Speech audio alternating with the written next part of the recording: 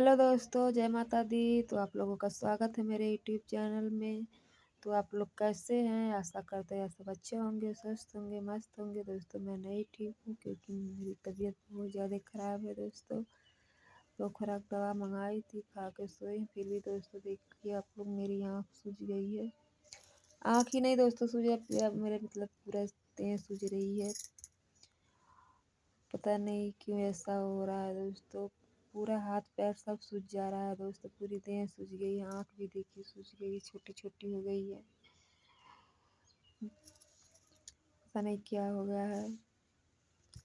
तो प्लीज़ आप लोग मेरा सपोर्ट करिए। जो जो नए लोग हैं मेरी वीडियो देख रहे हैं वो चैनल को सब्सक्राइब कर लें, और जो सब्सक्राइब किए हैं वो लोग वीडियो को लाइक कर दें, शेयर कर दें। आप लोगों से ही रिक्वेस्ट है मेरा दोस्तों। क्या ही बताऊँ, बहुत दिक्कत के साथ मैं झेल रही हूँ, आप लोगों से क्या बताऊँ।